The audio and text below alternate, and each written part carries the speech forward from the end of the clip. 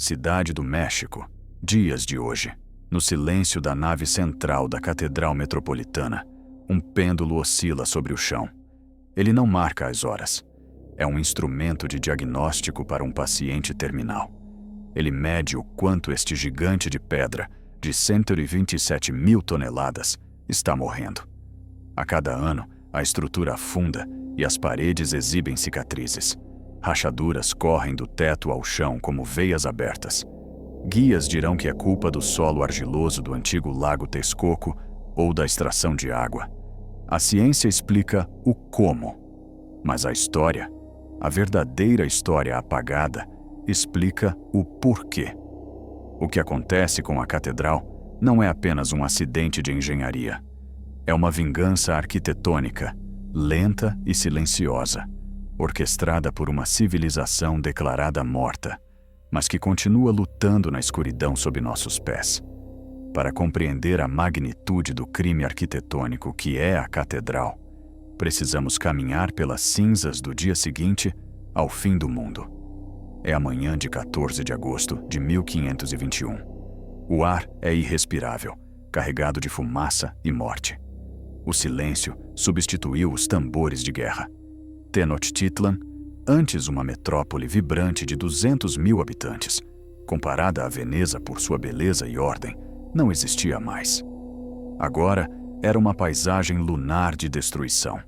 Os canais estavam entupidos com cadáveres e a varíola já havia transformado a cidade numa tumba a céu aberto. No centro desse cenário dantesco, Hernán Cortés enfrentava um dilema. Seus capitães, cobrindo o nariz contra o fedor, suplicavam para mudar a capital para Coyoacán, onde a terra era firme e o ar limpo. A lógica estava do lado deles. Construir sobre um cemitério insalubre no meio de um lago era suicídio urbanístico. Mas Cortés sabia que o poder reside nos símbolos. Se ele saísse, as ruínas se tornariam um santuário mártir para os sobreviventes.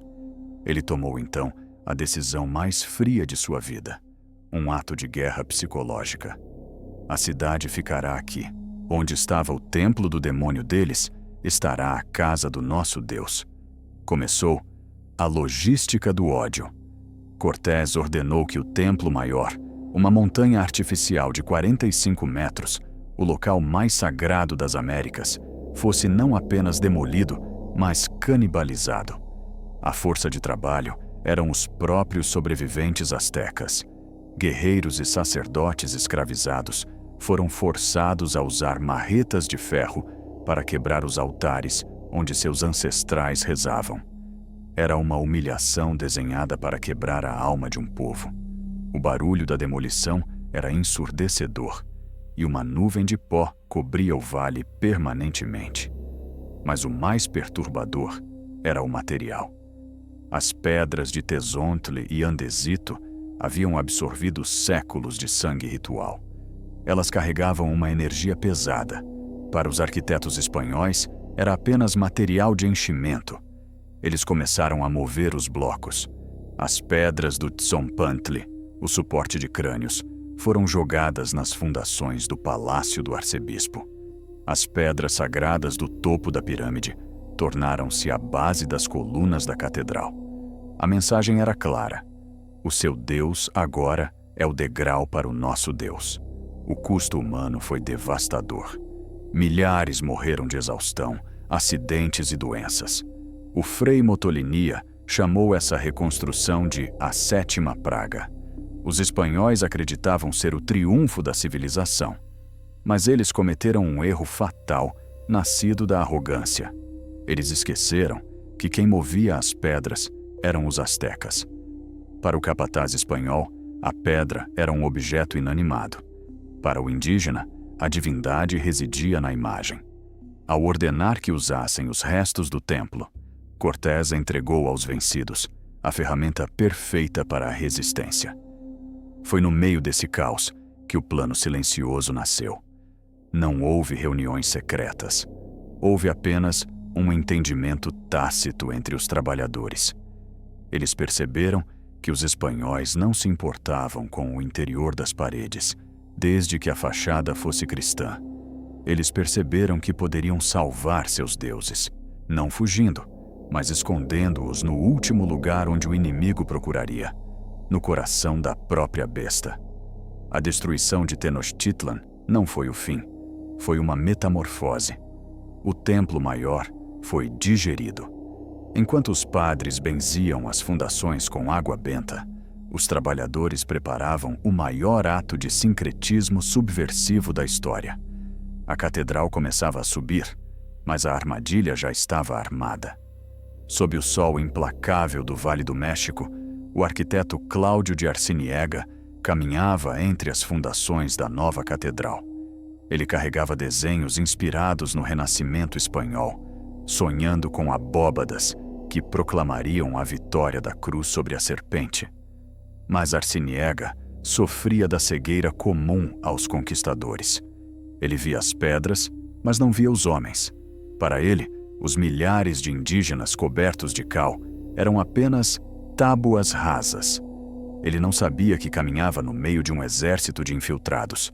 Disfarçados entre os escravos, estavam os Tlamatínime, os sábios, guardiões do conhecimento antigo. E enquanto o espanhol planejava uma igreja, eles planejavam um cavalo de Troia feito de basalto e fé. A conspiração nasceu de um instinto de sobrevivência. Quando um capataz ordenava destruir um relevo demoníaco, o pedreiro fingia obedecer. Ele fazia barulho com o cinzel, levantava poeira, mas na verdade, ele apenas virava a pedra. A face esculpida do deus, Tlaloc ou Tonatiuh, era voltada para dentro do muro. A parte bruta ficava para fora, pronta para o reboco. O espanhol via uma parede lisa. O indígena sabia que, a 30 centímetros de profundidade, um deus estava olhando de volta para ele, intacto na escuridão. Mas a sabotagem foi além. Arqueólogos modernos, usando scanners, encontraram anomalias estranhas dentro das colunas. Não são falhas, são cápsulas do tempo. Durante a construção das bases, os trabalhadores deixavam cair acidentalmente pequenos objetos na argamassa úmida, contas de jade verde, lâminas de obsidiana e figuras da deusa Coatlicue. Para o europeu, era entulho. Para a cosmologia asteca, o jade era uma bateria espiritual. Ao colocar esses amuletos, eles estavam batizando a catedral em nome de seus próprios deuses. Eles diziam: esta estrutura tem a forma da sua cruz, mas suas raízes se alimentam da nossa terra. A ironia teológica é perfeita. Durante 300 anos, a elite espanhola entrava na catedral, ajoelhava-se e beijava as colunas em adoração fervorosa. Eles não faziam ideia de que cada oração estava sendo redirecionada.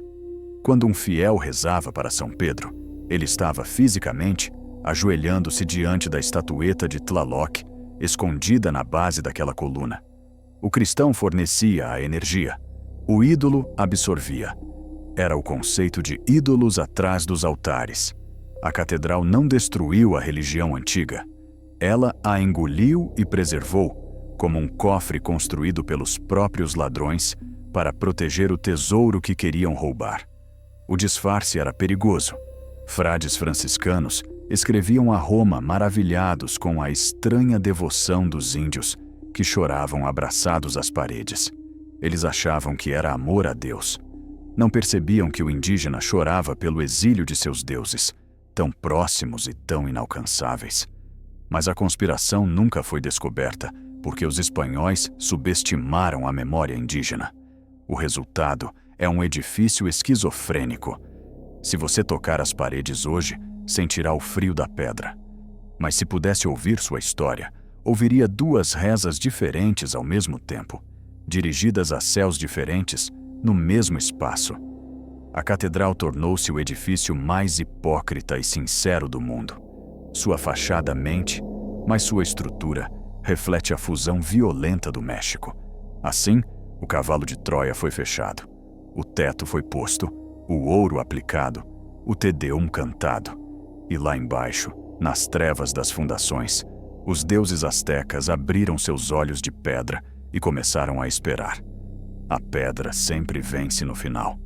A história é escrita com tinta em arquivos seguros, mas as catedrais são escritas com sangue, medula e cal. Para entender o verdadeiro custo do edifício que afunda, precisamos esquecer os números e focar em um homem.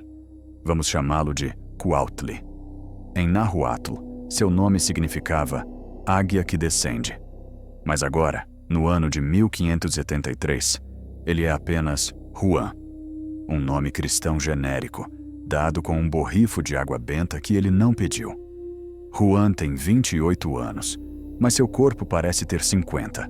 Sua coluna é deformada pelo peso do Tezontle. Suas mãos não têm digitais, apagadas pela cal viva. Seu rosto carrega o mapa da tragédia, marcas profundas da varíola que matou sua família. Antes da queda, Cuautli era um tlacuilo, um escriba que pintava códices sagrados com pincéis finos. Agora, seu mundo é força bruta e silêncio. É uma noite fria de novembro. O capataz espanhol, Diego de Montalvo, já passou com seu chicote. A escuridão é cúmplice de Juan. Enquanto os outros trabalham como autômatos, Juan tira algo de suas vestes sujas. Não é ouro. É uma pequena estatueta de barro de Coatlicue, a deusa-mãe. É tosca, feita às pressas, mas carrega a essência de tudo o que foi perdido. Juan está esculpindo a base de uma coluna que sustentará o teto da casa do Deus Branco. Com o cinzel, ele abre uma pequena cavidade no centro do bloco, um umbigo na pedra. Seu coração bate rápido. Se for pego, será queimado vivo pela Inquisição. Mas o medo de morrer é menor que o medo de esquecer. Ele deposita a deusa no buraco. Não tem flores nem incenso para oferecer. Tem apenas seu fluido vital. Ele morde a bochecha até sentir o gosto metálico e cospe sangue sobre a estatueta. É o batismo antigo. Nantli, ele sussurra. Mãe, durma aqui. Eles vão construir o mundo deles sobre sua cabeça, mas você será a raiz. Rapidamente, ele sela o buraco com pó de pedra e assenta o próximo bloco. A junção é perfeita. A coluna cristã agora tem um coração pagão. Juan expira, sentindo uma estranha euforia. O escravo sem rosto acabou de plantar uma semente que o rei da Espanha não pode arrancar, mas a vitória espiritual não salva o corpo. 2 semanas depois, a física do esgotamento cobra seu preço. Juan está num andaime a 10 metros de altura, após 18 horas de trabalho sem comida. Seus joelhos desistem. Ele cai. A queda é abafada pelo barulho da obra. Ele não morre na hora. Fica ali, quebrado, olhando para o céu cinzento. O capataz Montalvo se aproxima, irritado com o atraso. Tirem ele daqui, ordena. Joguem na vala comum. Tragam outro. Ninguém chama um médico ou padre. Juan é arrastado e jogado numa fossa com cal virgem. Seu corpo desaparece da história, sem túmulo, sem nome. Mas dizem que, enquanto morria, Juan sorriu. Por que ele sorriria? Porque ele sabia o que Montalvo ignorava. Sabia que dali a 100 anos, quando os espanhóis entrassem na catedral vestidos de seda, caminhariam sobre o segredo dele. Sabia que toda vez que o arcebispo subisse ao púlpito para pregar contra os demônios, estaria pisando, literalmente, na cabeça da deusa que Juan escondeu. Ele sabia que a catedral, o monstro que devorou sua vida, seria na verdade o maior santuário asteca do mundo, guardado pelos próprios inimigos. A vingança de Cuautli não foi feita com espadas, foi feita com silêncio. Hoje, quando você sente a vertigem dentro da catedral, talvez seja a presença de milhares de Juans.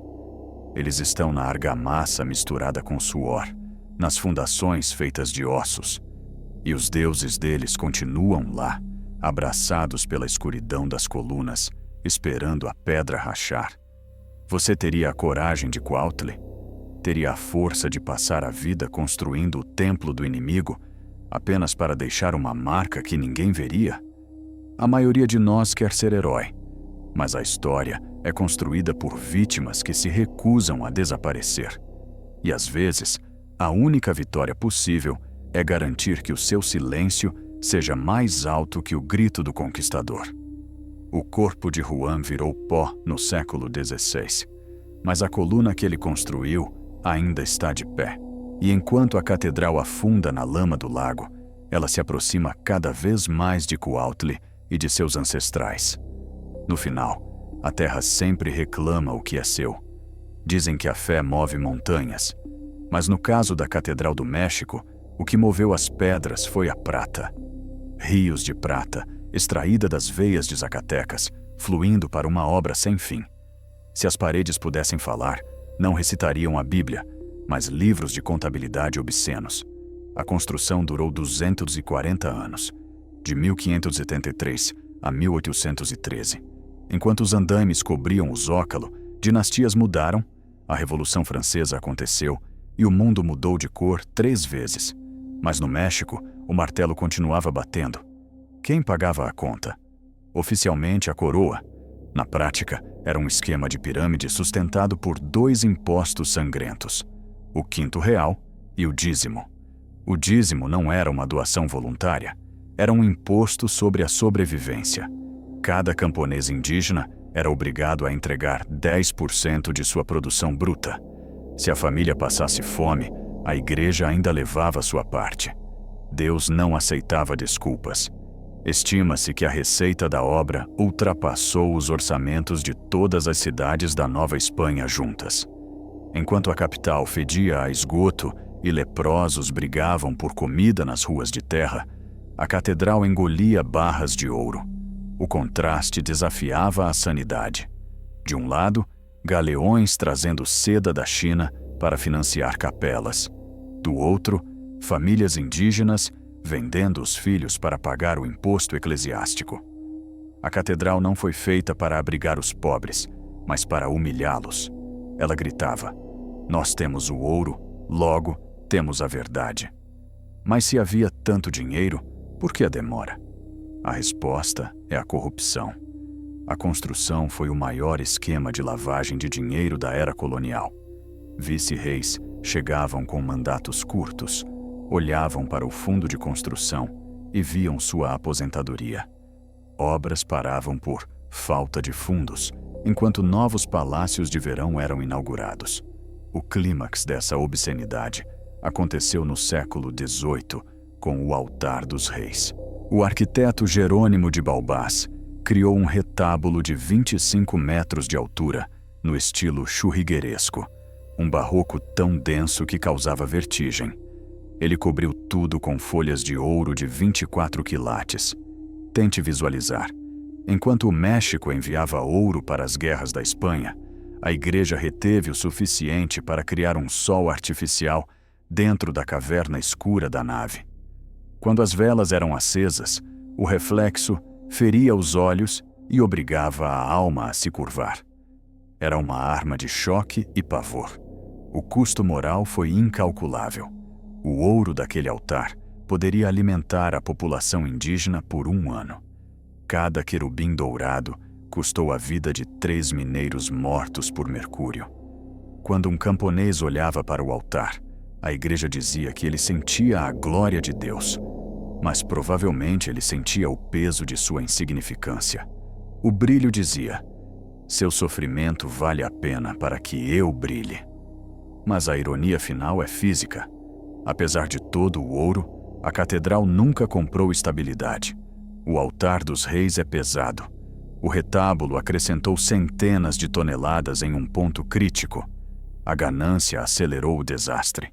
Ao cobrir as paredes de ouro, aumentaram a carga sobre as fundações instáveis, empurrando a igreja mais rápido para o abraço mortal da lama e das ruínas astecas. É a justiça poética da física. O peso da vaidade está, literalmente, afundando a igreja. Hoje, não veja a catedral apenas como patrimônio. Veja o recibo de uma dívida impagável. O dinheiro não trouxe segurança. Apenas comprou uma lápide mais bonita e mais pesada para o cemitério que jaz embaixo dela. O medo tem um cheiro específico. Na cidade do México do século XVI, cheirava a madeira verde queimando e carne humana. O ano é 1571. Um navio de Sevilha traz burocratas vestidos de preto com um mandato do rei Felipe II. O tribunal do Santo Ofício da Inquisição havia chegado. A coroa percebeu que a conversão pelo amor falhou. Os velhos deuses recusavam-se a morrer. A Inquisição veio para arrancar a memória pela raiz. A paranoia instalou-se no canteiro de obras. Os inquisidores não eram apenas juízes, eram espiões. Eles caminhavam entre as pedras procurando amuletos escondidos. Para o clero, a catedral tinha uma vibração errada. Velas apagavam sozinhas. Ecos estranhos soavam à noite. Em 1575, um frade descobriu o motivo. Num bloco de pedra recém-assentado, viu uma marca escondida. Não era a assinatura de pedreiro. Era o Nahuiolim, a flor de 4 pétalas, o símbolo cósmico asteca. Alguém estava marcando o território. Os interrogatórios começaram, mas os indígenas adotaram a tática da estupidez fingida. "Onde estão os ídolos?" perguntava o inquisidor.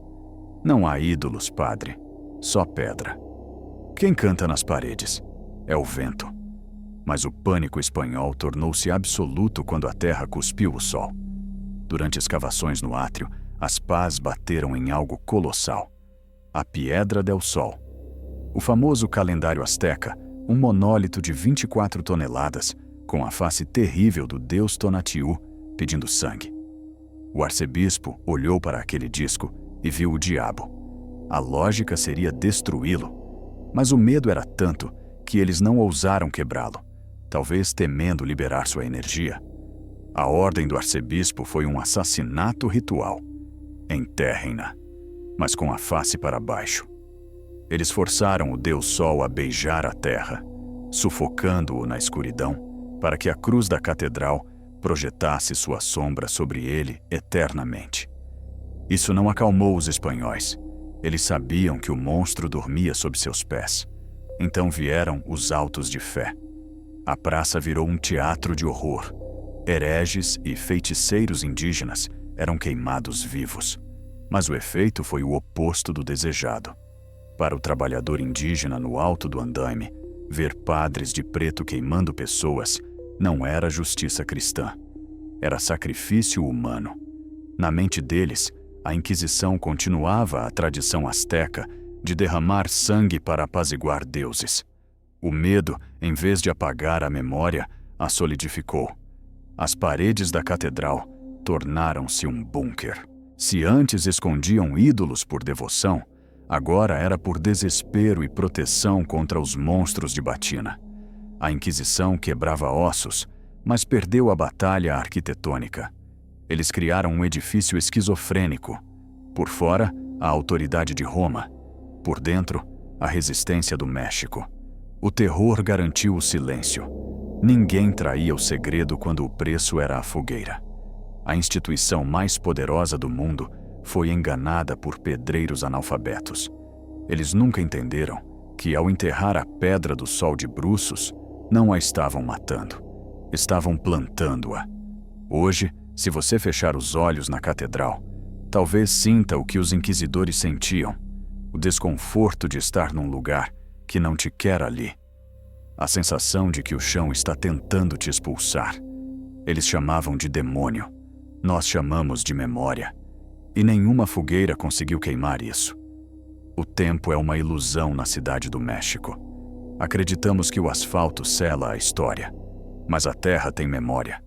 E em 21 de fevereiro de 1978, a terra decidiu falar. A cidade do México era uma metrópole moderna, pulsando com o dinheiro do petróleo. Ninguém pensava em deuses astecas. Às 4 da manhã, na esquina da catedral, operários da companhia de luz cavavam uma vala. O trabalho era rotineiro, até que a pá de Mário Espejo bateu em algo sólido. O som foi seco. Pedra contra metal.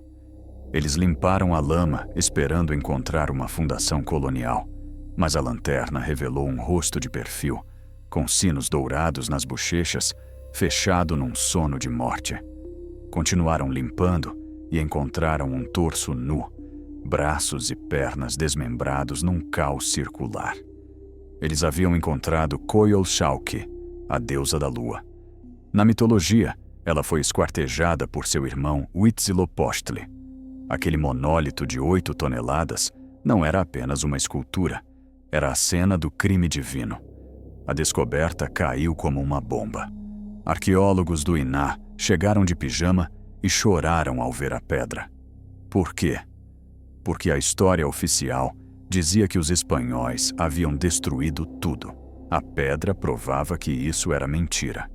O templo maior não tinha desaparecido. Fora apenas decapitado. Suas raízes profundas estavam intactas, preservadas sob a lama. A cidade percebeu que caminhava sobre um cadáver que ainda respirava. Seguiu-se uma batalha espiritual. Arqueólogos exigiam abrir o chão. Encontramos a Atlântida mexicana. Conservadores e a igreja protestavam, mas a atração da deusa da lua venceu. O presidente ordenou: quebrem o concreto, tragam o templo à luz. Edifícios do século XIX foram demolidos. As picaretas revelaram não uma, mas 7 pirâmides, uma dentro da outra como bonecas russas. O que estava lá embaixo estava assustadoramente preservado. Crânios com pele e cabelo, facas com sangue coagulado de 500 anos e oferendas marinhas de oceanos distantes. Mas a descoberta mais perturbadora aconteceu perto das fundações da catedral. Os engenheiros perceberam que a igreja não estava apenas perto do templo, ela o devorava. A parede norte cortava a plataforma asteca como uma faca, e ali a mecânica da vingança tornou-se visível. A catedral, pesada e rígida, estava afundando mais rápido que o templo sólido. Era uma luta de sumô geológica. O templo morto estava quebrando as pernas do gigante espanhol. Os trabalhadores começaram a relatar fenômenos. Baterias descarregavam instantaneamente. E o cheiro? Ao abrirem uma câmara selada desde 1480, o ar não cheirava a mofo, mas a copal e flores. Por segundos, o centro da cidade cheirou como Tenochtitlan. A descoberta mudou a psicologia da nação. Os astecas deixaram de ser folclore e tornaram-se vizinhos incômodos. A majestade barroca da catedral agora parecia um hóspede intruso. Coyolxauhqui foi um aviso. Nós somos a fundação. Se nos movermos, vocês caem. Hoje, no Museu do Templo Maior, você vê as serpentes de pedra e, logo acima, a parede da catedral pairando ameaçadoramente. É a única paisagem onde conquistador e conquistado travam uma batalha estática há meio milênio. Mas o verdadeiro segredo ainda está escondido. Coyolxauhqui era apenas a irmã. A questão que assombra o Vaticano é: onde estão os imperadores? Nenhuma tumba real foi encontrada. As crônicas dizem que foram enterrados aos pés do templo. Onde ficam esses pés? O georadar indica, com probabilidade aterrorizante, que a câmara mortuária real e o tesouro perdido estão exatamente embaixo do altar principal da catedral. A ironia é perfeita. Para encontrar os reis antigos, teríamos que destruir o altar colonial. O despertar de 1978 foi apenas o prólogo. O verdadeiro apocalipse arqueológico dorme sob os pés do arcebispo durante a missa de domingo, esperando o momento certo para emergir. Se a história da catedral é uma batalha espiritual, a realidade atual é uma guerra física. E o campo de batalha é a lama. Para entender o horror que mantém engenheiros acordados, esqueça o ouro e olhe para a geometria do desastre. A catedral não está apenas afundando, ela está se rasgando ao meio. O termo técnico é assentamento diferencial. Imagine um gigante deitado. Metade do corpo repousa sobre a lama mole do antigo lago Texcoco e a outra metade sobre as ruínas duras e pontiagudas do Templo Maior. Quando a gravidade age, a parte na lama desce, mas a parte na pedra trava. O resultado? A coluna vertebral do gigante quebra. Nos anos 1990, a situação era crítica. O desnível chegou a 2,4 metros. Caminhar na nave central era como subir uma colina. As rachaduras nas abóbadas deixavam ver o céu. À noite, guardas ouviam vigas de madeira estalando como tiros de canhão. A catedral cometia suicídio geológico. Foi então que começou a operação de resgate mais audaciosa da engenharia moderna. O engenheiro Sérgio Zaldívar propôs o impensável. Não podiam levantar a parte baixa, impossível para 127 mil toneladas. Então, decidiram afundar a parte alta. A ideia era escavar sob as fundações rígidas para fazer a catedral aterrissar suavemente. Perfuraram 32 poços na escuridão do subsolo, mas as brocas bateram em pontos duros. Descobriram que as colunas principais da igreja estavam apoiadas diretamente sobre plataformas astecas.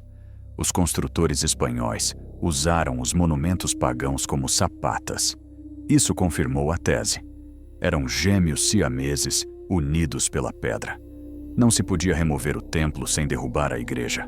Mas o que encontraram nos nichos gelou o sangue da equipe. Nos locais onde ninguém pisava há 450 anos, acharam as cajas de ofrenda. Caixas de pedra seladas, com facas de sacrifício, espinhos de arraia e ossos de águias. Em uma sondagem, encontraram a pedra de Tlautecutli, o monstro da terra, virada de cabeça para baixo. A implicação era clara. A catedral era uma tampa gigante para um ritual que nunca terminou, alimentando a terra.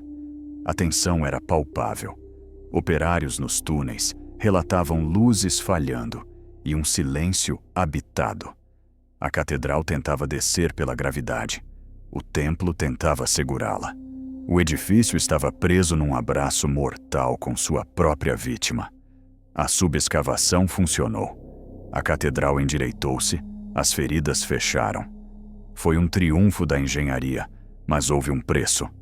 Para manter a estabilidade, as ruínas astecas expostas tiveram que ser enterradas novamente.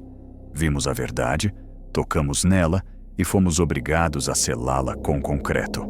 É a metáfora perfeita do México. O passado indígena sustenta o presente mestiço, mas deve permanecer invisível para que o presente não colapse. Hoje, vivemos uma trégua temporária. O lago ainda está lá. Sensores mostram que a catedral continua se movendo, respirando e gemendo. Arqueólogos dissidentes sussurram que o local não foi escolhido por acaso, mas por ser um umbigo de energia telúrica. A engenharia luta contra a lama, mas não contra o tempo. O aço dos túneis vai enferrujar. O concreto vai degradar.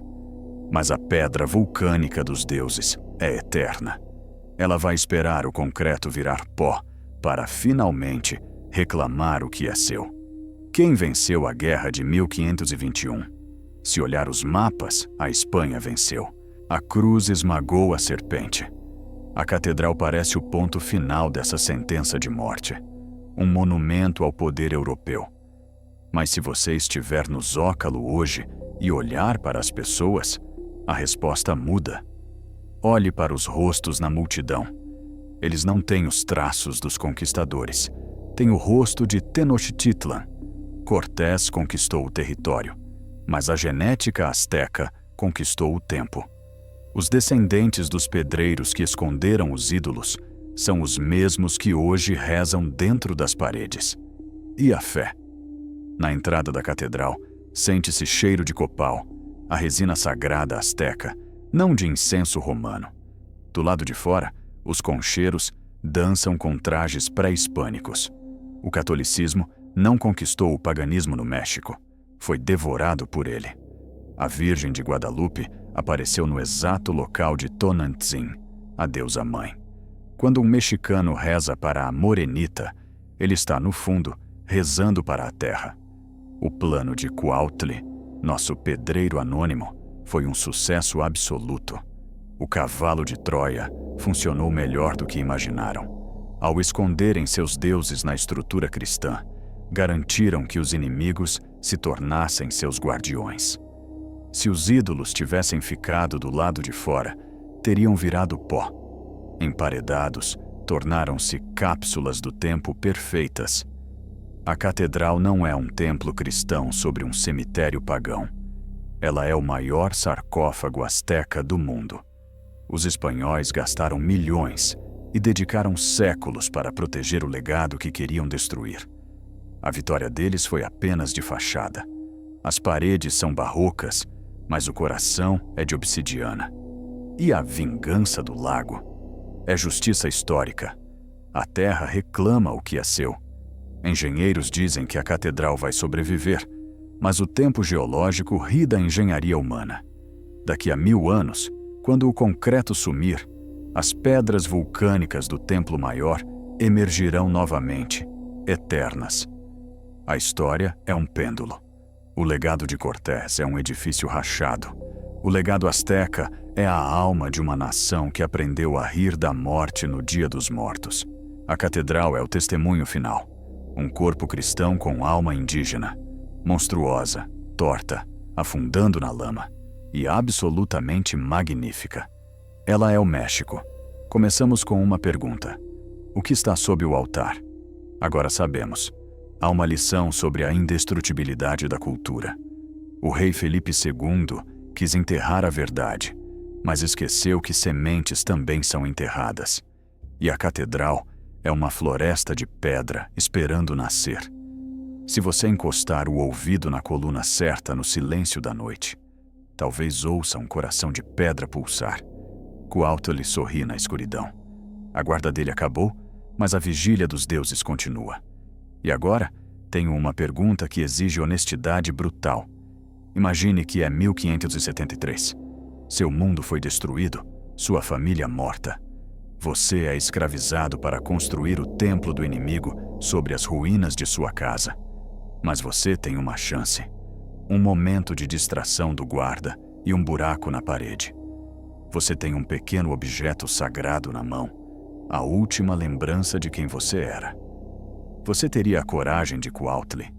Arriscaria ser queimado vivo na fogueira da Inquisição apenas para esconder um símbolo que ninguém veria pelos próximos 500 anos?